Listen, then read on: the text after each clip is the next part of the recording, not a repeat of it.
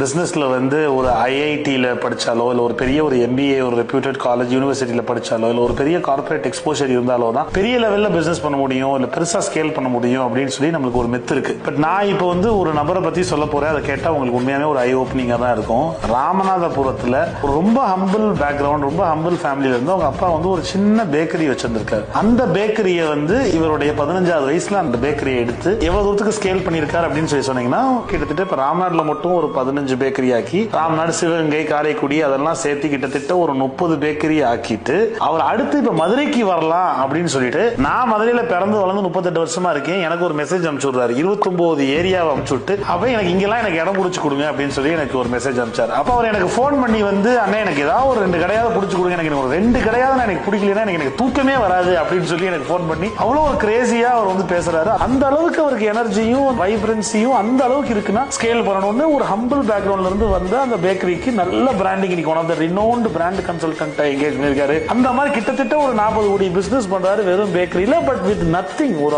10-15 வருஷத்துக்கு முன்னாடி பாத்தீங்கன்னா ஒண்ணுமே கிடையாது. ஆனா இப்ப இந்த அளவுக்கு க்ரோ பண்ணி கொண்டு வந்து க்ரோத்துக்கு இவ்வளவு ஒரு வெறியா க்ரோ பண்ணணும் அப்படின்னு சொல்லி நினைச்சிட்டு அவர் இருக்காரு அப்படின்னு சொல்லி சொன்னா, is none other than best mummy பேக்கரியோட எம்டி மிஸ்டர் நரேஷ்.